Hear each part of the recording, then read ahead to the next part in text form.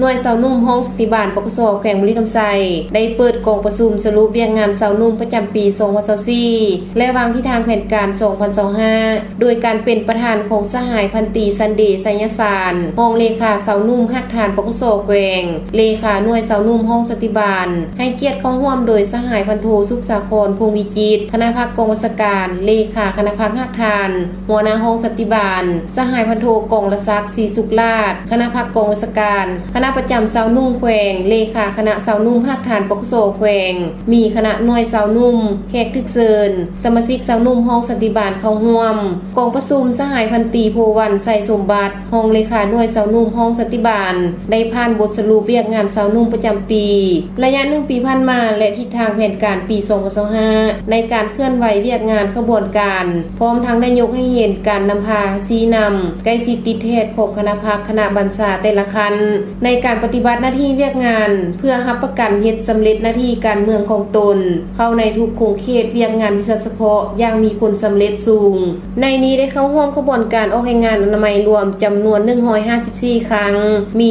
786แรงงานเข้าร่วมกองประชุมต่างๆ33ครั้งมี209แรงงานแต่งตั้งสาวนุ่มตะลุมบอนช่วยภัยพิบัติ2ครั้ง7สหายไปสอบสวนผู้ทึกหาอยู่ค่ายกักขังชั่วคราว54ครั้ง112แรงงานรับผู้ทึกหาอยู่ด้านตม.สากลปักสันและเมืองทาบาท38ครั้ง78แรงงานออกปื้มและใบผ่านแดน 14,093 คนยิง 8,146 คนถ่ายรูปสร้างและรับให้หน่วยสาวนุ่มได้จำนวน611ครั้ง592แรงงานออกลาดตระเวนชายแดนทางรถและทางน้ำ410ครั้ง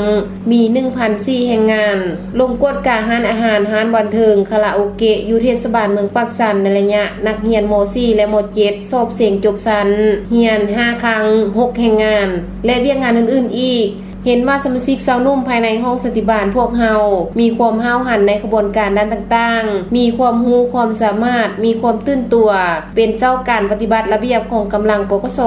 ก็คือกฎระเบียบของสาวนุ่มประชาชนปฏิบัติลาววางออกอย่างเข้มงวดเพื่อประกอบส่วนเข้าในเวียกงานป้องกันชาติป้องกันความสงบรับประกันให้ได้ความสงบปลอดภัย100ส่วน100โดยปฏิบัติเนื้อในพอแข่งขัน4บุกตามทิศชี้นำเพื่อตนเองกุ้มตนเองและสร้างความเข้มแข็งด้วยตนเองไปเทื่อละกาวกองประชุมได้ผัดเปลี่ยนกันประกอบคำคิดคำเห็นใส่ห่างบทสรุปอย่างมีเนื้อในสมบูรณ์ครบถ้วนโอกาสเดียวกันนี้คณะประธานยังได้ผัดเปลี่ยนกันโอ้ลมต่อกองประชุมซึ่งสหายก็ได้แสดงความยองยอสมเสยผลงานที่บรรดาหน่วยสาวนุ่มแต่ละคันญาติมาได้ในระยะผ่านมา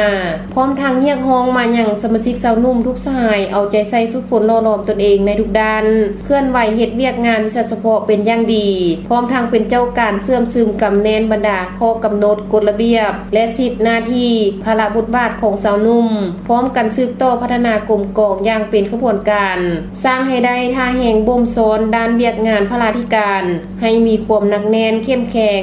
และสร้างให้ได้หน่วยสาวนุ่ม4บุกขึ้นไป